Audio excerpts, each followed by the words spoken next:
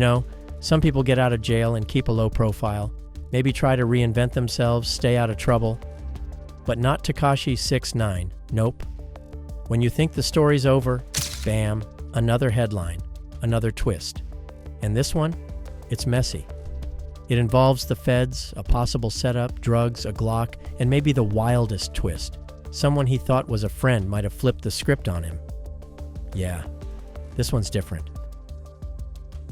All right, let's rewind a bit just to get the full picture. Tekashi 6ix9ine, real name Daniel Hernandez, was once one of the most talked about rappers in the game. Not just for his music, but for the drama, the rainbow hair, the trolling, and most infamously, the snitching. Back in November 2018, federal agents carried out a massive sweep on the 9 Trey Gangsta Bloods.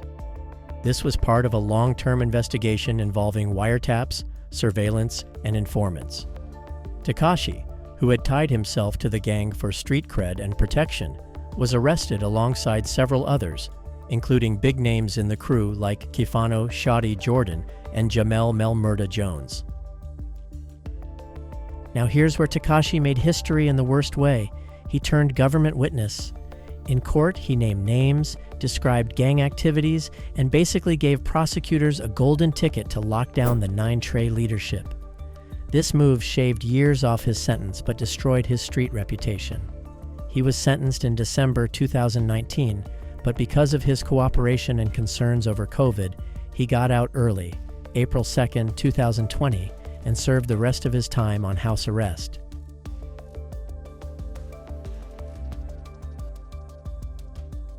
You'd think after snitching on one of the most feared gangs in New York, the guy would play it safe and lay low, but Tekashi went right back online, trolling like nothing happened, dissing other rappers, flaunting money, doing interviews like it was all good.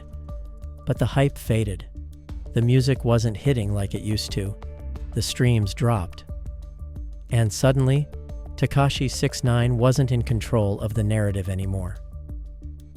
Fast forward to 2023 and early 2024, he's in and out of news cycles for fights, lawsuits, and being jumped at an LA Fitness in Florida.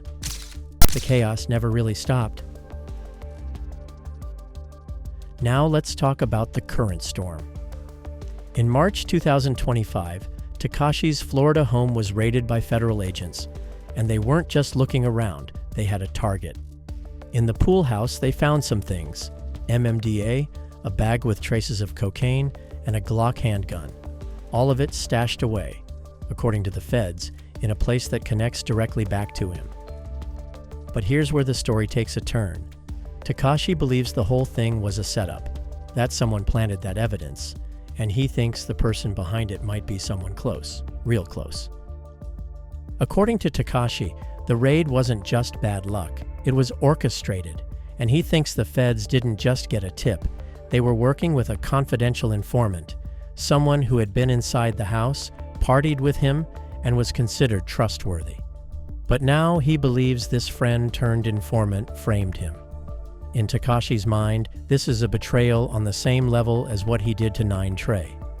Ironic, huh? But it doesn't stop there. He's reportedly convinced that the gun and the drugs didn't belong to him at all. He's claiming they were planted in the pool house.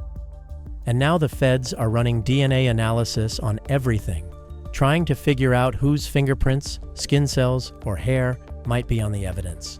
So for now, Tekashi's future is in the hands of forensic labs and federal prosecutors.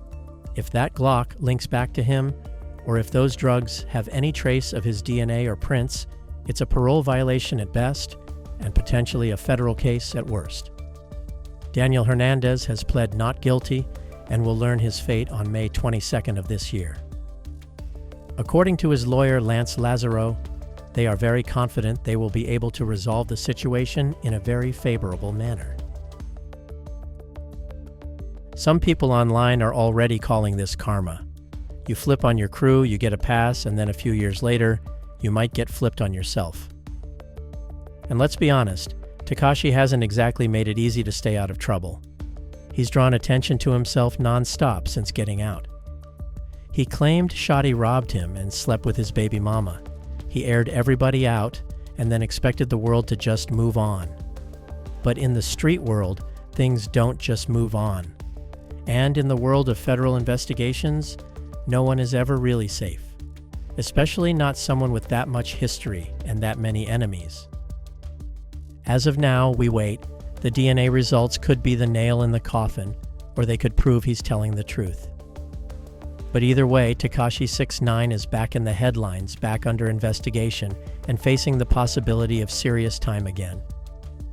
So the big question is, was he really set up?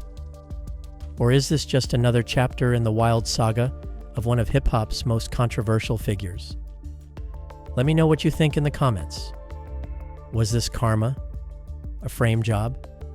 Or just another example of Tekashi being Tekashi? Don't forget to like, subscribe, and hit the bell for more breakdowns just like this.